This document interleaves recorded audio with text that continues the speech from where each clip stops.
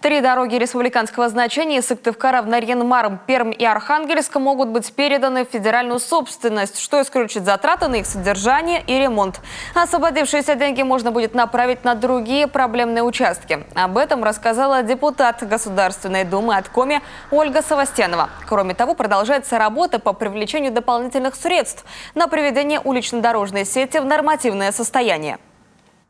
Мы исходим, что в нашей республике есть свои особенности, она очень большая по территории, но при этом малонаселенная.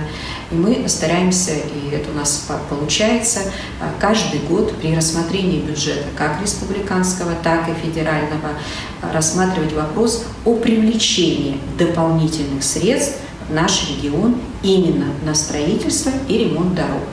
И вы видите, что действительно стройки идут, и ремонты идут, строится, и идет ремонт мостовых сооружений. Вы видите, насколько интенсивно сегодня проводится ремонт дорог в городе Сыктывкаре, поэтому эта работа, она и будет продолжаться в дальнейшем.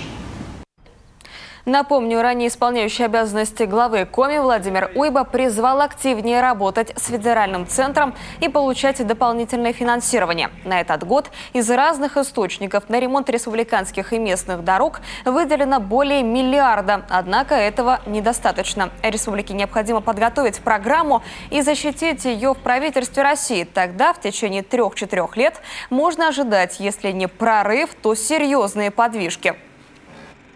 Все-таки сегодня уже идут федеральные средства, и мы софинансируем. Но при этом и 500 миллионов своих выделяем на дороги местного значения. Поэтому действительно не важно. Но здесь все-таки глобально это будет именно вот федеральные деньги. Потому что нам за счет своих денег, конечно, эту проблему не решить. И здесь нужно, чтобы и президент, и правительство обратило на это внимание и выделило деньги. Подробнее о том, как стартовала ремонтная кампания и какие перспективы ожидают республику, смотрите сегодня в деталях недели.